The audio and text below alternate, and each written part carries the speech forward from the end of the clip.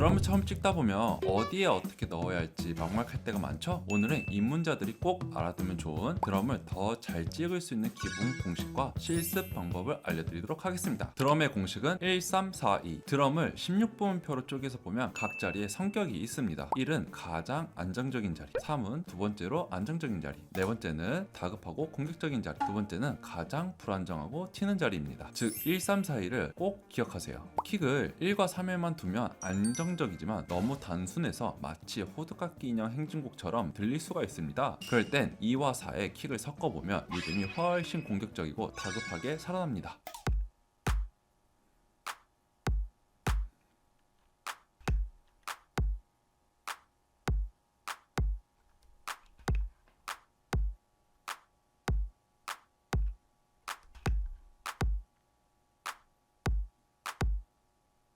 실습, 킥이 1과 3에만 찍혀 있으면 안정적이지만 단순합니다.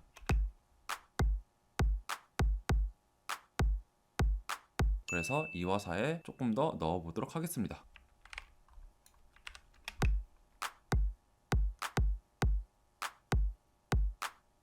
템포와 노트의 공식, 여기에 또 하나 중요한 공식이 있습니다. 바로 템포와 노트 수의 관계예요. 곡의 템포가 느리면 음의 길이가 길어져서 리듬이 비기 쉽습니다. 그래서 노트를 조금 더 넣어줘야 자연스럽습니다. 반대로 템포가 빠르면 같은 노트도 훨씬 빨라지기 때문에 노트를 빼야 곡이 정돈되고 안정적으로 들립니다. 그리고 중요한 건 내가 찍은 노트가 이 템포에서 가장 잘 어울리는지 직접 들어보는 겁니다. BPM을 1에서 2만 바꿔도 지금의 패턴이 딱 맞는지, 아니면 노트를 더 찍어야 되는지 바로 느껴져요. 분명 음악마다 좀 더 들어갈 수도 있고 덜 들어갈 수도 있습니다. 그렇기에 내가 하려는 음악이 무엇인지 알고 그 느낌을 맞는 베스트를 찾아야 합니다. 실습, 같은 패턴을 BPM 88에서 92로 비교. 여기선 비네, 여기선 딱 맞네, 느껴질 거예요.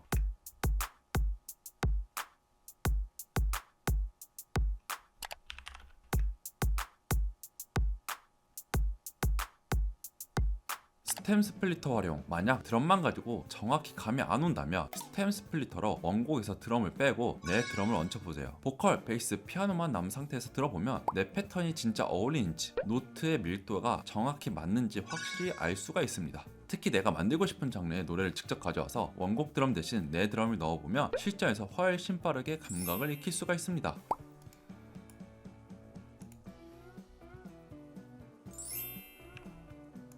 드럼 넣은 거에서 한번 들어볼게요.